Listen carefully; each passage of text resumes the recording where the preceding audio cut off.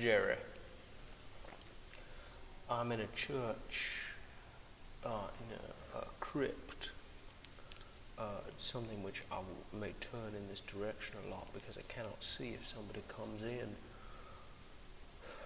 Though what I'm here to say is very holy, so I would assume forgiveness would be granted. We're wearing a very similar shirt to your own video. I've been stuck in the house ever since I watched your video by great illness, and then yesterday the illness receded a little bit but was replaced by something else.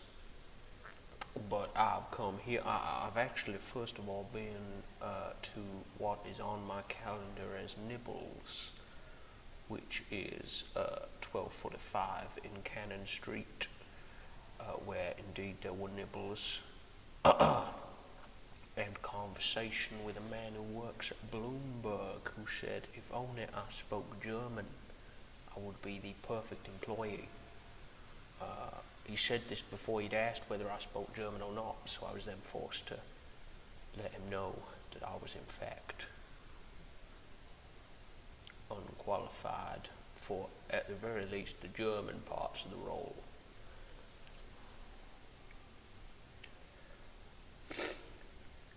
I'm still sick. There's a lot been going on these past few days. Boy, I received your message, of course, and it moved me deeply, Jerry.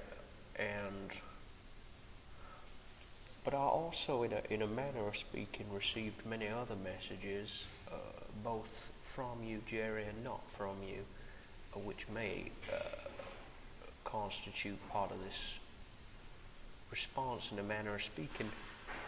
But I thought I would read you a poem called A Poem Which Narrowly Avoids Being About Bill Clinton. And I will read it to you now in this holy venue. Forgive me.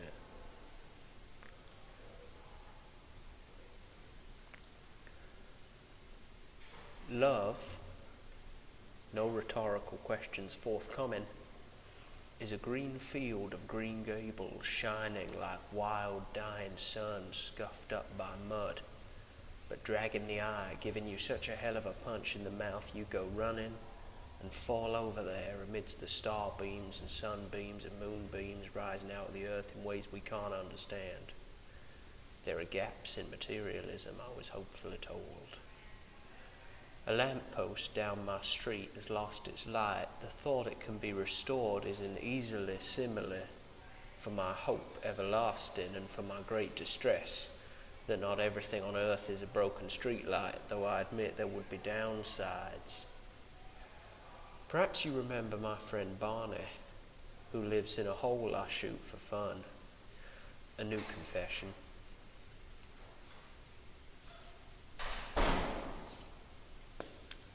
Am I okay to be in here? Yeah. Okay, great. You. Yeah, where are you up to? Pardon me? What are you up to?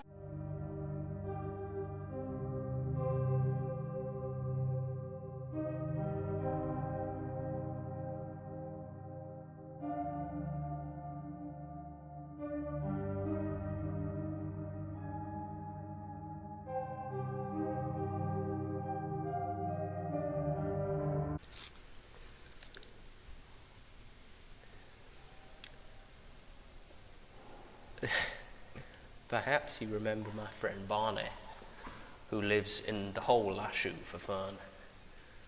A new confession. Barney's real name is St. Augustine, and I do not own a gun. When I go to his hole, he comes out of it smiling, and we hug from morning until night, and I say, I want you in my life. When I write here, I think about whether passages and which passages may be embarrassing to read.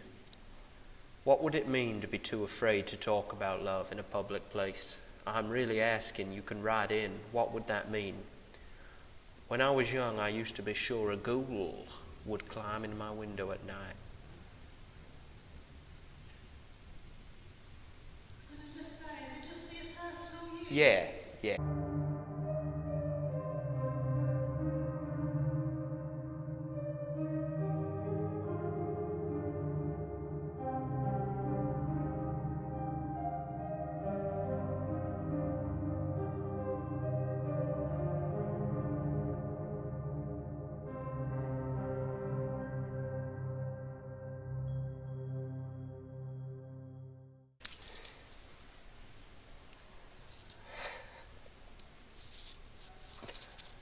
can it mean? When I was young, I used to be sure a ghoul would climb in my window at night when I slept. After another conversation with my father about paranoia when I was 10, he said, "But of course you don't really believe it." And I remember my disbelief that he didn't know me or how frightened I was always of it. Now I think perhaps what he meant was, "But you still go to sleep in the room where you think it will happen."